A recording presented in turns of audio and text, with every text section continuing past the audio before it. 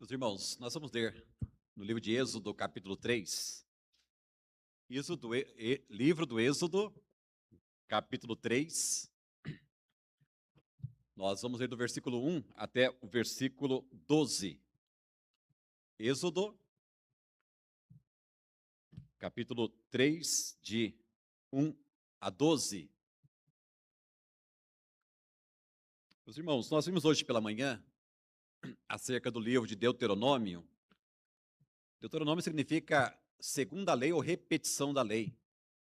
E nós ouvimos que esse livro foi escrito para a segunda geração de judeus que haviam saído do Egito. A primeira geração havia morrido, praticamente todos, ali no deserto, e eles já estavam próximos de entrarem na terra prometida, a segunda geração, quando Deus vai e, através de Moisés, ele repete aquelas palavras, preparando o povo para entrar numa terra de inimigos, numa terra de gigantes, uma terra, assim, que mana leite e mel, mas uma terra que iria oferecer vários desafios para o povo de Deus. Então, Deuteronômio significa segunda lei ou repetição da lei. E Êxodo, a palavra Êxodo quer dizer saída. Ou seja, o povo de Deus está saindo. Esse livro narra a saída do povo de Deus do Egito rumo à terra prometida. E o tema do livro de Êxodo é redenção. Então, guardem isso com vocês. O nome Êxodo significa saída, e o tema deste livro é redenção. Então, nós estamos agora no terceiro capítulo do livro de Êxodo, e eu peço que vocês acompanhem comigo a leitura do versículo 1 até o versículo 12. Diz assim a palavra do nosso Senhor. Apacentava Moisés o rebanho de Jetro, seu sogro, sacerdote de Midian. Levando o rebanho para o lado ocidental do deserto, chegou ao monte de Deus, a Horebe. Apareceu-lhe o anjo do Senhor numa chama de fogo, no meio de uma sarça. Moisés olhou, e eis que a sarça ardia no fogo, e a sarça não se consumia. Então disse consigo mesmo: irei para lá, e verei essa grande maravilha. Porque a sarça não se queima? Vendo o Senhor, que ele se voltava para ver, Deus, do meio da sarça, o chamou e disse: Moisés, Moisés. Ele respondeu: eis-me aqui. Deus continuou: não chegues para cá. Tira as sandálias dos pés, porque o lugar em que estás é a terra santa. Disse mais: eu sou o Deus de teu pai, o Deus de Abraão, o Deus de Isaque e o Deus de Jacó. Moisés escondeu o rosto porque temeu olhar para Deus. Disse ainda o Senhor: certamente vi a aflição do meu povo que está no Egito, e ouvi o seu clamor por causa dos seus exatores. Conheço-lhe o sofrimento. Por isso, desci a fim de livrá-lo da mão dos egípcios e para fazê-lo subir daquela terra a uma terra boa e ampla, terra que mana leite e mel, o lugar do cananeu, do Eteu, do Amorreu, do Ferezeu, do Eveu e do Jebuseu. Pois o clamor dos filhos de Israel chegou até mim, e também vejo a opressão com que os egípcios os estão oprimindo. Vem agora, e eu te enviarei a Faraó, para que tires o meu povo, os filhos de Israel, do Egito. Então disse Moisés a Deus: quem sou eu para ir a Faraó e tirar do Egito os filhos de Israel? Deus lhe respondeu: eu serei contigo, e este será o sinal de que eu te enviei.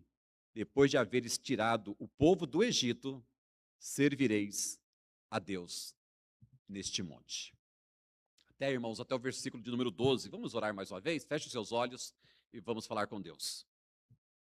Senhor nosso Deus e querido Pai, é com muita alegria, mas também com muito temor e tremor, que nós, mais uma vez, nos encontramos diante da Tua santa palavra. Ó Pai, nós somos fracos, nós somos incapazes, mas o Senhor é o Deus que nos sustenta, é o Deus que nos chamou e é o Deus que nos capacitou. Ó Pai, nos ajude a sermos fiéis àquilo que estudamos, àquilo, ó Pai, que compreendemos, para que possamos transmitir à tua igreja a tua santa verdade. Perdoe, Pai, os nossos pecados. Nós oramos em nome de Jesus. Amém. Meus irmãos, quando nós pensamos em tudo o que Deus fez, na criação do homem, principalmente, não é difícil perceber o propósito para o qual nós existimos. A finalidade última do homem, como criatura, é viver para a honra e para a glória de Deus. Nós, presbiterianos, já há tanto tempo conhecemos essa pergunta do nosso catecismo. A primeira pergunta, que é a seguinte: qual é o fim principal do homem? Ou seja, qual foi a finalidade para a qual o homem foi criado? E a resposta é: o homem foi criado para glorificar a Deus e gozá-lo para sempre. Então, todo ser humano, não é só o crente, todo ser humano foi criado por Deus para glorificar o nome do Senhor.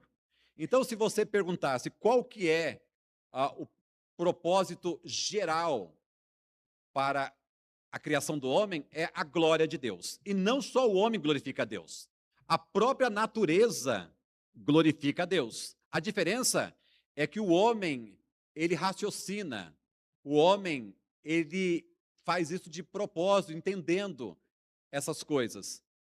A natureza não. Então, no geral, o homem foi criado para glorificar a Deus. Mas daí surge uma pergunta: é possível saber qual é a vontade do Senhor em todas as áreas e momentos específicos? Ou seja, a vontade de Deus geral nós sabemos, que é glorificarmos o nome dele. Agora, quando se trata de questões específicas, dá para saber qual é a vontade de Deus? Irmãos, eu confesso para vocês que não é tão claro assim. Não é tão simples como talvez alguns dizem que é. Por exemplo, a pessoa com quem você é casada hoje. Aqueles que são casados, obviamente. Aqueles que não são, quem sabe daqui a um tempo vão ter essa experiência. Mas a pessoa com quem você é casada hoje, eu pergunto, foi fácil? Foi fácil observá-la? E foi fácil entender que essa pessoa era a pessoa que Deus tinha para passar o resto da vida com você? Por exemplo, o seu emprego, a sua profissão. Foi fácil decidir qual profissão você iria seguir, qual carreira? Onde você mora hoje? Foi fácil decidir em qual endereço você moraria? Irmãos, então, a conclusão que nós chegamos é que, se por um lado a vontade geral de Deus para nós é a glória dele, eu confesso para vocês que especificamente não é tão simples assim. O que a Bíblia vai fazer acerca disso? A Bíblia vai dar princípios, a Bíblia vai dar direcionamentos. Então, quando se trata de escolher alguém para poder namorar, noivar e casar, a Bíblia não vai dizer olhos verdes, olhos castanhos, cabelos claros, cabelos escuros, alto, baixo, gordo, magro, brasileiro, oriental. Não, a Bíblia não diz isso. Mas eu não tenho dúvida de que para todas as áreas da vida, a Bíblia vai dar diretrizes, ela vai dar princípios para que nós a estudemos, para que nós a compreendamos, para podermos entender finalmente ali qual que é a vontade do Senhor, vontades específicas para a nossa vida. Então, irmãos, essa questão de saber a vontade do Senhor para as áreas específicas parece nos chamar a atenção. Muitas vezes, quando Deus nos chama para algumas coisas, parece que Deus nos chama para algo que está muito longe da nossa capacidade. Tanto é que a gente até questiona Deus. Deus, sou eu mesmo? Sou eu mesmo? Então, quando Deus nos chama para alguma área, para algum trabalho específico, não é tão simples assim nós compreendermos. E pelo fato de não termos dificuldades de compreensão, nós também temos dificuldade de aceitação. Que foi justamente isso que está acontecendo, que aconteceu com Moisés. Meus irmãos, Moisés conhecia muito bem esse sentimento. Qual o sentimento? De Deus o estar chamando para uma área, para um trabalho que ele se sente completamente incapacitado. Depois de passar 40 anos no deserto de Midian. Vamos relembrar aqui? Moisés morou 40 anos no palácio como filho da filha de Faraó. Ele era judeu, ele era um hebreu. Moisés acabou matando um egípcio. E o que aconteceu? Ele foi descoberto, então ele teve que fugir. Ele fugiu para onde? Ele fugiu justamente para o deserto de Midian. Lá ele encontra um homem que tinha algumas filhas. Moisés se casa com uma dessas filhas, e agora se passaram mais 40 anos. E você que é bom de matemática, 40 com 40 dá 80. Moisés está com 80 anos de vida. Meus irmãos, a minha mãe, se Deus quiser, no próximo dia 8 de junho, vai completar 80 anos. O nosso irmão presbítero Antônio Lucas, que não está aqui hoje, se Deus quiser, em setembro, completa 80 anos. O meu pai faleceu pouco antes de completar 80 anos. Aí eu pergunto, quando você tiver 80 anos, o que você vai querer estar fazendo? Quais são os planos que você vai fazer se você chegar aos 80 anos? Então Moisés está com 80 anos aqui. Ele está esquecido, ele está quebrantado e sem grandes ambições. Então, ele recebe um chamado que vai mudar não apenas toda a história de Moisés, como também a história de um número incontável de pessoas. Irmãos, eu confesso para vocês que hoje eu estou mais cansado do que quando eu tinha 30 anos. Eu vou fazer 55 anos em junho, se Deus quiser. Eu fico imaginando um homem com 80 anos. O que ele está planejando? Moisés aqui, irmão, certamente não fazia ideia o que Deus tinha para ele. E é por isso que ele tem dificuldade de entender e de aceitar esse chamado de Deus. Mas Moisés, neste momento, está com 80 anos, ele está esquecido, ele está quebrantado e não tem grandes ambições. Mas o que Deus faz em Êxodo 3 não é apenas chamar e enviar Moisés, é revelar quem ele é. Aliás, irmãos, é neste capítulo 3, um pouco mais à frente do nosso texto, em que Deus vai se revelar com aquele nome santo, aquele nome da aliança, Iavé. Então Deus vai chamar Moisés e Deus vai se revelar a Moisés. O centro deste capítulo, portanto, não é Moisés, mas a presença de Deus. Então, se você olhar para esse capítulo 3, para a história contada no capítulo 3, talvez você seja tentado a achar que o personagem principal deste capítulo é Moisés, mas não é Moisés. Como sempre, é Deus, mas não somente Deus, é a presença de Deus com Moisés.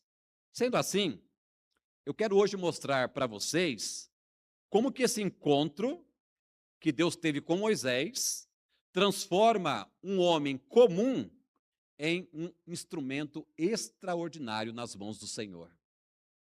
Moisés, um homem comum. Irmão, se Moisés morresse com 80 anos, como a idade que ele tinha aqui, nós não estaríamos falando nele hoje. Não estaríamos falando. Se Moisés tivesse morrido com 80 anos, nós não teríamos o livro de Gênesis, o livro de Êxodo, o livro de Levítico, o livro de Números e o livro de Deuteronômio. Nós não teríamos os 5 primeiros livros da nossa Bíblia e nós não teríamos o Salmo 90, que foi escrito por Moisés. Já parou para pensar nisso? Tudo isso e mais outras coisas, Moisés escreveu, Moisés fez a partir dos 80 anos. Então, se você está cansado, se você está sem ambição, se você não faz ideia do que Deus tem para você, olha, se prepare. Se prepare, porque é com esse tipo de gente que Deus gosta de trabalhar, que Deus surpreende. Então eu quero, esta noite, estudar com vocês 3 verdades acerca desse tema. A presença de Deus no chamado. 3 verdades que estão presentes neste texto. Irmãos, então nós vamos ver que, em primeiro lugar, a presença de Deus no chamado é uma presença que surpreende. Eu não sei quantos de vocês gostam de surpresa. Se eu perguntar para vocês, vocês gostam de surpresa? Eu sei que você fala, pastor, mas depende. É verdade, depende. Mas aqui nós temos uma grande surpresa, uma grata surpresa. A presença de Deus é uma presença que surpreende neste texto. Acompanhe comigo a leitura dos versículos 1 até o 3. Êxodo 3, de 1 a 3. Apacentava Moisés o rebanho de Jetro, seu sogro, sacerdote de Midian, e levando o rebanho para o lado ocidental do deserto, chegou ao monte de Deus, a Horebe. Apareceu-lhe o anjo do Senhor numa chama de fogo, no meio de uma sarça. Moisés olhou, e eis que a sarça ardia no fogo, e a sarça não se consumia. Então disse consigo mesmo: irei para lá, e verei essa grande maravilha. Por que a sarça não se queima? Por que a sarça não se queima? Meus queridos, Deus aparece onde Moisés menos espera, no deserto e na sarça. Então Moisés não está mais no palácio. Já há 40 anos ele deixou de morar no palácio com a filha de Faraó. E agora, com 80 anos de vida, Moisés, quando acha que nada de espetacular vai acontecer mais na sua vida, Deus vai e aparece, ele se revela a Moisés, sabe onde? No deserto e numa sarça. Aí eu pergunto para vocês, o que a gente pode esperar num deserto? O que pode vir de bom de um deserto? O interessante é que na palavra de Deus, no Antigo Testamento, deserto normalmente significa dificuldades, lugar de luta, lugar de solidão, lugar de dúvidas, lugar de desespero, lugar de desânimo. Mas é justamente no deserto que Deus aparece, que Deus se revela a Moisés, mas não somente no deserto. Ele se revela no deserto e revela também numa sarça, ou seja, numa planta, num arbusto simples, que não tem muito valor. Então o texto, meus irmãos, logo no início, vai mostrar que Moisés estava vivendo sua vida comum. Sua vida comum. É a vida que nós levamos no dia a dia. Normalmente, de segunda a sexta ou de segunda a sábado, trabalhando, estudando, fazendo as tarefas de casa. É isso. Estamos vivendo a vida comum quando, de repente, Deus resolve se revelar a nós. Então, Moisés está vivendo uma vida comum, aquilo que certamente ele fazia há quase 40 anos, todos os dias. Mas agora ele vai até uma região, agora ele vai até o monte de Deus, e lá ele vê uma coisa que chama a atenção dele. Ele percebe que tem uma planta, ele percebe que tem um arbusto ali. Aliás, eu não sei quantos de vocês sabem, mas o símbolo da Igreja Presbiteriana do Brasil é uma sarça. É uma sarça. Tá? Então, ele olha, e o que lhe chama a atenção? Não a sarça em si, mas ele percebe que a sarça ali estava envolta em fogo, e a sarça não se consumia, a sarça não se queimava, e o fogo não se apagava. E ele se aproximou mais ainda para saber acerca dessa maravilha, para tentar entender o que estava acontecendo.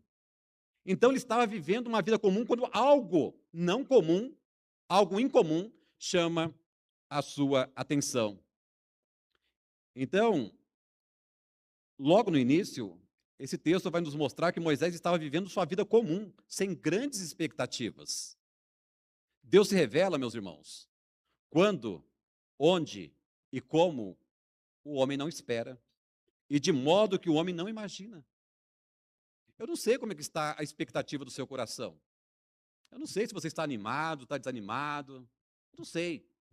Mas uma coisa eu sei, é que isso não é empecilho para Deus. Aliás, essa é uma grande oportunidade para Deus se revelar a você.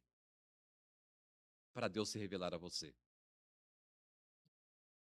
Deus escolhe o improvável para revelar a sua glória. Ele não escolhe o palco, mas ele escolhe o deserto. Ele não escolhe o cedro, uma árvore maravilhosa e nobre, mas ele escolhe a sarça, uma planta simples, uma planta muitas vezes desprezível. A sarça, irmãos, então, uma planta simples, não se consumir, é o retrato da perfeita graça de Deus sustentando pessoas fracas e dependentes. Aí talvez você fala, pastor, ainda não ficou claro o que essa sarça ela representa neste texto dessa história. Irmãos, essa sarça representa, em primeiro lugar, o sofrimento do povo de Deus lá no Egito. O povo já era escravo lá há 400 anos no Egito. E apesar de tanto sofrimento, o povo é preservado. O povo não se consome. O povo não é aniquilado, porque Deus tem um grande plano a partir desse povo, que é o povo de Deus. É isso. Então, toda vez que você vir, ou você ouvir acerca da sarça aqui de Êxodo 3, se lembra, tá? Em primeiro lugar, essa sarça está nos levando até o Egito, até o povo de Deus morando lá como escravos, sofrendo, clamando a Deus por graça e por misericórdia, e esse povo não acaba, esse povo não é consumido, esse povo não é destruído. Por quê? Porque Deus está cuidando desse povo como Deus está cuidando dessa sarça, que apesar do fogo, apesar de estar envolto em fogo, essa sarça não se consumia, ela não se queimava. O que isso nos ensina, meus irmãos? Primeiro, que Deus nos leva ao deserto para calar todas as nossas vozes, exceto a voz dele. É claro que você não precisa ir para um monte para poder orar. Mas, irmãos, nós precisamos muitas vezes nos retirar para um lugar mais tranquilo, para um lugar menos agitado, para quem sabe nós ouvirmos a voz de Deus de uma forma mais tranquila, mais clara. Segundo, Deus escolhe o que é pequeno, o que é desprezível, o que é simples, nesse caso aqui a sarça, para mostrar que o poder é dele, não é nosso. Não é nosso. E terceiro, o chamado não nasce da ambição humana, mas sim da iniciativa divina. Então se prepare, que Deus pode a qualquer momento falar com você. Ele pode a qualquer momento te capacitar, aliás, já está te capacitando para algo maior. Meus irmãos, assim como Deus surpreende Moisés no deserto, Cristo surpreende o mundo ao se revelar onde ninguém esperava. Tanto é que perguntava: dessa cidade pode vir alguma coisa boa?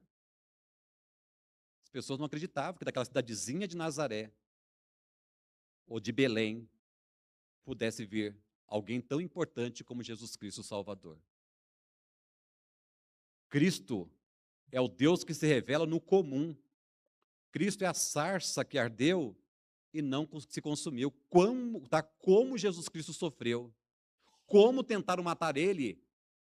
Aliás, primeiro, Satanás fez de tudo para que ele não nascesse. Segundo, depois que ele nasceu, Satanás fez de tudo para que ele não crescesse. Terceiro, depois que ele cresceu, Satanás fez de tudo para que ele desistisse da sua missão. Quarto, depois que ele não desistiu da sua missão, Satanás tentou subornar pessoas para dizerem que ele não ressuscitou coisa nenhuma. Percebe? Assim como uma sarça que ali estava envolta em fogo, mas não se consumia, Jesus Cristo sofreu muito, muitas perseguições, mas ele não se consumiu, ele foi preservado. Cristo, irmãos, é aquele que nos encontra. Então, quando a gente vê esse tema, a presença de Deus no chamado, a primeira coisa que a gente aprende é que esta é uma presença que nos surpreende. Aliás, deixa eu fazer uma pergunta para vocês, de todo o meu coração, e essa pergunta serve para mim também. Qual foi a última vez que Deus te surpreendeu? E não adianta me dizer que você nunca foi surpreendido por Deus. Qual foi a última vez que Deus surpreendeu você? A presença de Deus nos surpreende. O modo como Deus cuida de nós, preservando a nossa fé, preservando a nossa vida, preservando a nossa saúde, o nosso emprego, a nossa família, a nossa igreja, a nossa moral, deveria nos surpreender todos os dias. Imagina quantas pessoas que passaram por esta igreja, que se assentaram no banco que você está sentado hoje. Essas pessoas não estão mais nos caminhos do Senhor. Essas pessoas estão hoje no mundo, vivendo para Satanás. E você não. E você, pela graça e pela misericórdia do Senhor, está aqui. Deus está preservando você. Você não está sendo consumido. Pelo contrário, você está sendo cuidado e preservado pelo Senhor, para que você possa glorificá-lo todos os dias da sua vida. Então, a primeira lição que nós aprendemos é isso, a primeira verdade sobre a presença de Deus do chamado, é que é uma presença que nos surpreende. E se você não tem sido surpreendido por Deus, ou se você não se lembra a última vez que Deus te surpreendeu, eu acho que você precisa pedir para que Deus dê sensibilidade ao seu coração. Você precisa ter um coração mais sensível àquilo que Deus tem realizado na sua vida. Todos nós deveríamos ficar surpreendidos todas as manhãs, quando nós, depois de uma noite, nós despertamos com saúde, com consciência, em condições de ter mais um dia de trabalho, de atividade. Quantas pessoas não têm? Quantas pessoas gostariam de ter a saúde que nós temos, a oportunidade de emprego que nós temos, a fé que nós temos, o Deus que nós temos, a igreja que nós temos, e essas pessoas não têm. Esse é apenas um exemplo de que você e eu precisamos ter corações mais sensíveis para perceber que todos os dias Deus está nos surpreendendo. Sabe por quê? Porque Ele está presente conosco. Ele não apenas nos observa do céu, mas Ele está presente conosco em todos os momentos de nossa vida. Então, é uma presença que nos surpreende. Segundo lugar, meus irmãos, é uma presença que nos santifica. Depois de você ser surpreendido com a presença de Deus na sua vida, você vai perceber o que Deus faz com Moisés. Deus vai santificá-lo, Deus vai conscientizá-lo da necessidade de ter uma vida santa, assim como Deus é santo. Versículos 4 a 6. Vendo o Senhor que ele se voltava para ver, Deus, do meio da sarça, o chamou e disse: Moisés, Moisés. Ele respondeu: Eis-me aqui. Deus continuou: Não te chegues para cá, tira as sandálias dos pés, porque o lugar em que estás é terra santa. Disse mais: Eu sou o Deus de teu pai, o Deus de Abraão, o Deus de Isaque e o Deus de Jacó. Moisés escondeu o rosto, porque temeu olhar para Deus. Meus irmãos, quando eu olho principalmente o finalzinho do versículo 6, que Moisés escondeu o rosto porque temeu olhar para Deus, eu me lembro também lá do capítulo 6 de Isaías, quando Isaías ele se depara com a presença de Deus e ele fala: ai de mim, porque eu vi o santo. Ele percebe qual é a sua pecaminosidade. Aí eu me lembro também, irmãos, de como que as pessoas hoje são irreverentes para com Deus. Como que as pessoas não têm respeito para com Deus hoje em dia. Pessoas chegam para cultuar a Deus numa igreja, num templo, em qualquer outro lugar, e pessoas estão ali tratando a Deus com irreverência, como se Deus fosse um chegado dele, fosse um xará dele, como se fosse um igual. E não é. Moisés tem essa consciência. Moisés não conseguiu olhar para Deus por causa da santidade de Deus. Então, irmãos, é uma presença que nos santifica. Moisés, aqui, nessa parte do texto, da história, é santificado. Ele é agora, ele tem a consciência de que ele está na presença de Deus. E uma coisa interessante, irmãos, é que o que santifica o lugar é a pessoa. Quando ele fala, tira as sandálias dos pés, porque o lugar em que estás é terra santa, o lugar só é santo porque alguém que é mais santo ainda santificou aquele lugar. Por exemplo, nós podemos chamar esse lugar aqui de santuário? Creio que não mais. Esse lugar aqui ele é reservado, ele é separado para cultuar a Deus? Sim. Mas o que a Bíblia chama de santuário agora, a partir do Novo Testamento, é o nosso corpo. Nós somos santuário. Nós somos a habitação do Espírito Santo. Mas isso não quer dizer que nós não temos que respeitar esse lugar de culto. O que nós temos que entender, irmãos, é que todas as vezes que nós estamos diante da presença de Deus, nós estamos diante de um ser completamente santo. A santidade de Deus transforma o servo antes de revelar qual é a missão dele. Percebe? Que antes de Deus dizer para Moisés o que ele deveria fazer, o que Deus faz? Deus se revela a Moisés e Deus também mostra a santidade do próprio Deus. Tira a sandália dos pés, porque o lugar em que estás é terra santa. Então, antes de enviar Moisés ao Egito, Deus o chama à santidade. A missão, portanto, não começa com a atividade, mas com a reverência. Antes de você fazer a obra de Deus, Deus ele quer te conscientizar de que Deus é santo e de que a obra que ele quer que você realize é uma obra santa também. O chamado é pessoal, íntimo e direto. Olha que interessante que ele vai falar. Ele vai dizer, Moisés, Moisés. E essa forma, irmãos, de chamar alguém no Antigo Testamento, demonstra intimidade. Deus já havia feito isso com Abraão. Abraão, Abraão. Deus faz aqui com Moisés. Moisés, Moisés. Deus vai dizer com Samuel. Samuel, Samuel. Então, quando Deus chama uma pessoa pelo nome duas vezes, normalmente isso denota intimidade. Então, no texto, Deus chama Moisés, Moisés. E o que nós aprendemos aqui? Que a santidade não é formalidade, é a consciência da presença de Deus, assim como nós mencionamos o profeta Isaías. A visão de Deus, ao mesmo tempo que diminui o homem, também o fortalece.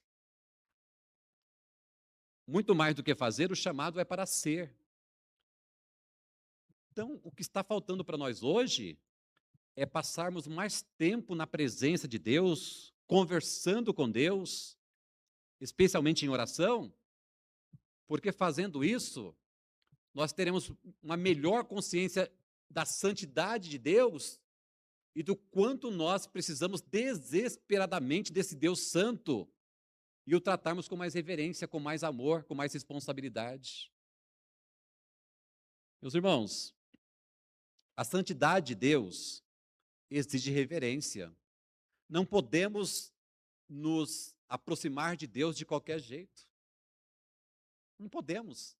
Nós não podemos falar com Deus como se Ele fosse um igual a nós, estivesse no mesmo nível. Ele está muito acima. Aliás, daquele cântico maravilhoso, né?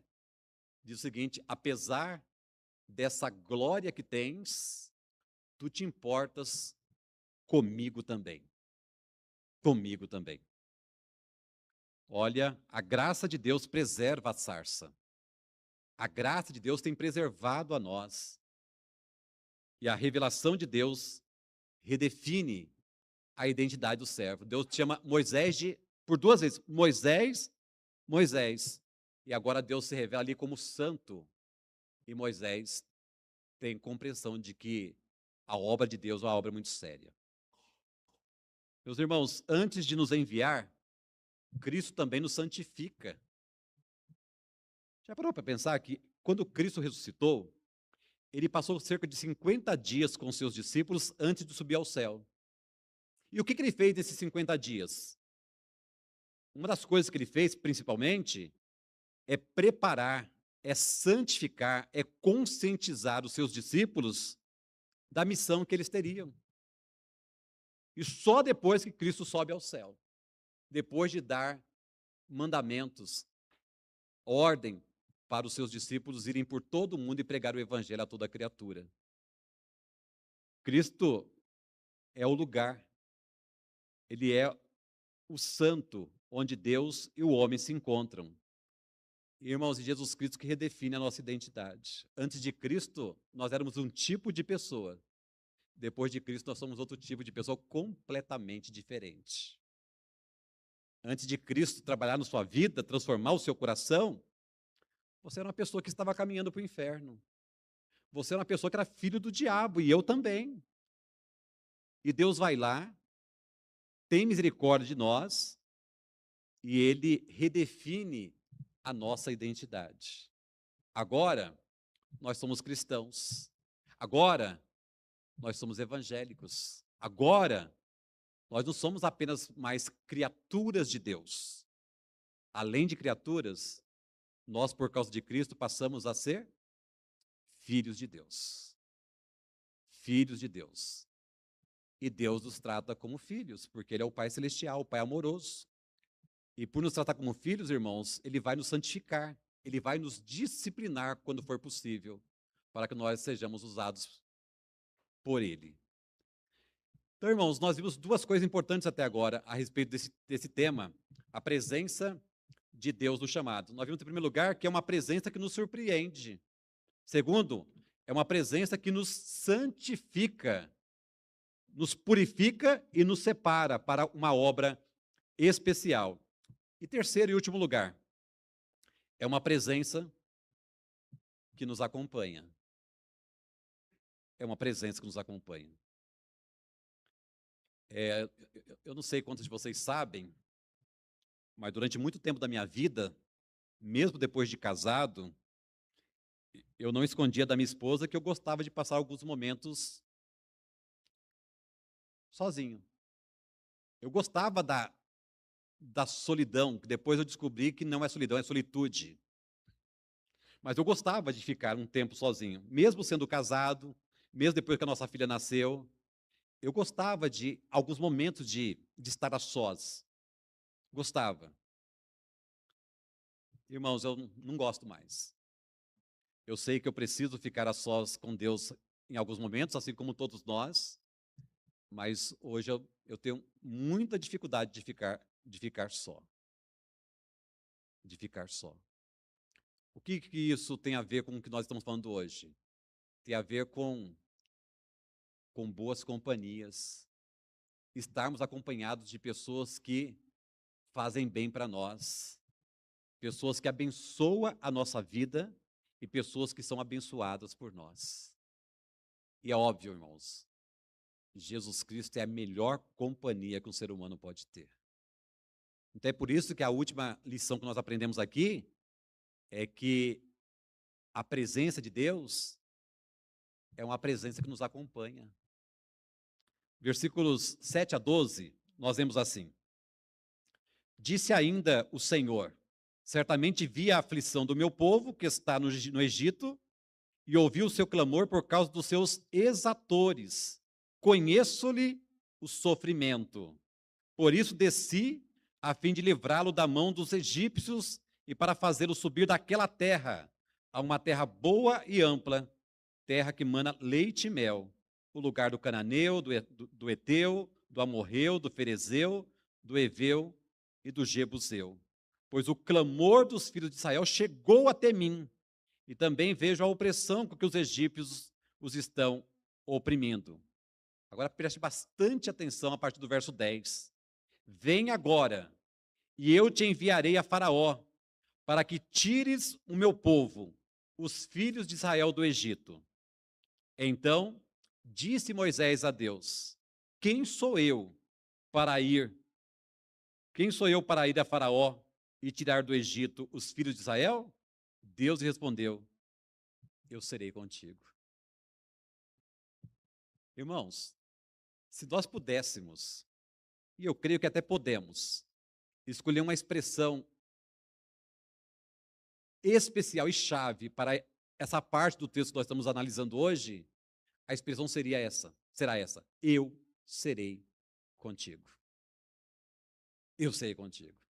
E Moisés vai aprender tanto acerca da presença de Deus, da importância dessa presença de Deus, que em alguns momentos lá no deserto, quando Deus manda eles levantarem o acampamento, recolher o acampamento, que eles deveriam caminhar mais, Moisés fala: se a tua presença não for comigo, não me faça levantar daqui. Se a tua presença não for comigo. Ah, irmãos, como é duro o sentimento de solidão. Quando nós não temos uma pessoa querida, uma pessoa amada, uma pessoa de confiança próxima de nós, é ruim. Pior ainda quando nós não sentimos a presença de Deus conosco. É muito pior. A missão é grande demais para Moisés, mas não grande demais para Deus. A presença divina é a garantia do chamado. Tenho visto, tenho ouvido e conheço. O chamado não nasce da necessidade humana, mas do coração divino. Moisés não é o libertador, Deus o é. É Deus quem é o libertador. Moisés é o instrumento de Deus para libertar, mas o libertador é Deus. O servo é apenas o canal da ação divina. A resposta de Deus não é para Moisés: você é capaz. Percebe? Moisés aqui ele dá uma desculpa e Deus não fala: Moisés, você é capaz, não faz isso. O que os psicólogos costumam fazer e falar. Deus não faz isso, dizendo: Moisés, para com isso, você é capaz. Não. O que Deus diz? Eu serei contigo. Não há motivo para você não fazer isso, porque de fato você não é capaz. Mas você vai fazer, por quê? Porque eu serei contigo. A missão não é apenas impossível sem a presença de Deus. É também inevitável quando Deus está presente. Então, se Deus não está presente com você, você não vai conseguir mesmo.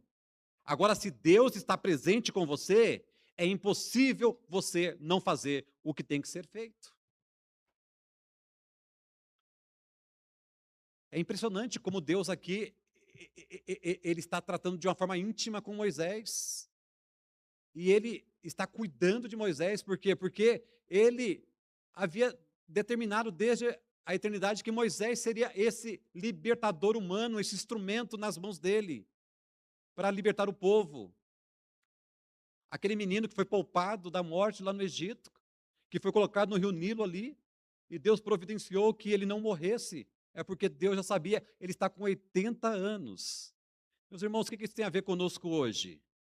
Primeiro, Deus vê, ouve e conhece o sofrimento do seu povo. E nós somos povo de Deus hoje. Nós somos os filhos de Deus. Deus não está indiferente ao nosso sofrimento. Ele vê, ele ouve, ele conhece o nosso sofrimento. Deus ainda hoje é o mesmo que reagiu à pergunta de Moisés. Qual foi a pergunta? Quem sou eu? E Deus responde: eu serei contigo. Eu serei contigo. Eu serei contigo. Eu me lembro que no finalzinho da década de 80, eu recebi o chamado para o ministério, para ser pastor. E até aquele momento, ninguém da minha família era pastor. Ninguém. Então, eu seria o primeiro pastor da minha família. Eu me assustei no começo. Me assustei bastante. Né? Mas Deus havia decidido, já na eternidade, que eu seria esse pastor. É claro, irmãos, que as coisas vão acontecendo, e à medida que vão acontecendo, você vai começando a entender as coisas. Mas o que a gente principalmente precisa entender é que Deus ele vai cuidar de nós, ele vai preservar. Então, essa lição da sarça ardente, a sarça que ardia e não se consumia, tem muito a ver com aquilo que Deus tem feito conosco. Deus tem nos preservado. Deus, ele tem cuidado de nós para a obra que ele reservou para cada um de nós. Então Deus vê, ouve e conhece o sofrimento. Deus ainda hoje é o mesmo que reagiu à pergunta de Moisés: quem sou eu? E Deus respondeu: eu serei contigo. E também, alguns sinais de Deus só vêm depois da obediência. Só vem depois da obediência. O versículo de número 12 termina assim: e este será o sinal de que eu te enviei. Depois de haveres tirado o povo do Egito, servireis a Deus neste monte. O que Deus está dizendo aqui? Que Moisés tiraria o povo do Egito. Não era algo que poderia ou não acontecer. É algo que certamente iria acontecer. Deus diz: depois de haveres tirado o povo do Egito, vocês vão me cultuar aqui neste monte, neste mesmo monte que eu estou falando com você. Então, irmãos, alguns sinais de Deus só vêm depois que nós obedecemos. À medida que nós obedecemos, Deus vai nos mostrando coisas maiores. Pode ter certeza disso. A promessa de Deus a Moisés: eu serei contigo, encontra seu cumprimento principal na pessoa de Cristo. Cristo é o verdadeiro libertador. Não é Moisés, mas é Jesus Cristo. Cristo é a presença que nos acompanha. O que ele disse para os seus discípulos um pouco antes de subir ao céu? Eis que estou convosco todos os dias até a consumação dos séculos. E Cristo faz através de nós o que jamais poderíamos fazer sozinhos. Meus irmãos, eu quero terminar dizendo para vocês o seguinte: que o chamado cristão é sustentado por 3 pilares. Primeiro, a iniciativa de Deus. Ele aparece onde nós menos esperamos. Segundo, a santidade de Deus. Ele nos transforma antes de nos enviar para a missão. E terceiro, a presença de Deus. Ele faz através de nós o que jamais poderíamos fazer sozinhos. O chamado não é sobre Moisés, não é sobre nós, é sobre aquele que diz: eu serei contigo. Então creia nisso. Se você é filho de Deus, se você é servo de Cristo, você nunca está sozinho. Então, se ele te chamou para uma missão, e se você é um cristão verdadeiro, você tem uma grande missão para realizar, pode ter certeza, você tem a melhor companhia que o ser humano pode ter. A minha oração é que você tenha compreendido isso, é que você tenha entendido que você precisa ter um coração mais sensível para que você possa ser surpreendido muitas outras vezes pela presença e pela ação de Deus, e sabendo que a companhia de Deus é que garante o sucesso da missão, o sucesso da obra. Que Deus te abençoe ricamente.